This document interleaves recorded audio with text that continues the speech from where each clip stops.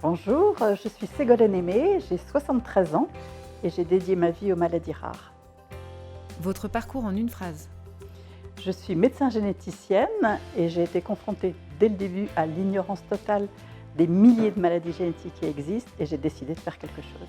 3 adjectifs pour vous définir en tant que femme de la santé. Je suis tournée vers l'objectif. Cet objectif, c'est le mieux-être du patient et je suis très déterminée. Votre projet en quelques mots. Mon projet, c'est Orphanet, un portail d'information sur les maladies rares et les médicaments orphelins qui donne de l'information sur 7000 maladies, sur l'expertise, sur les recherches, sur les laboratoires de diagnostic et les endroits où consulter. Comment avez-vous eu l'idée de votre projet?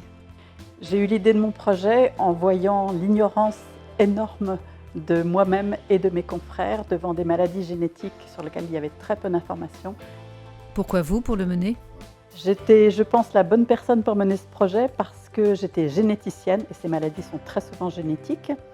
J'avais une culture informatique à une époque où ça n'existait pas beaucoup et j'avais une très grande curiosité intellectuelle et j'étais complètement décidée à arriver à quelque chose et à trouver des solutions pour les gens. Que vous apporte personnellement ce projet? Il m'apporte beaucoup de satisfaction parce que j'ai vu réussir ce qui était un rêve il y a 40 ans, puisque maintenant il y a des politiques maladies rares dans presque tous les pays du monde et une collaboration internationale de recherche et des médicaments qui arrivent sur le marché. Et la santé en ce moment, vous en pensez quoi? La santé, elle ne va pas très très bien.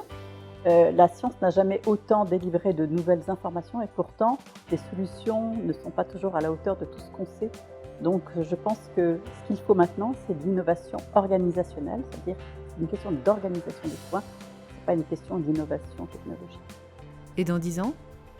Bien, je la vois brillante scientifiquement, mais pas forcément très rassurante parce que les innovations coûtent très cher et nos sociétés ont de plus en plus de mal à payer ces innovations. Il faudra donc trouver des solutions pour diminuer ces coûts. Est-ce que vous voulez faire passer un message à ceux qui nous regardent?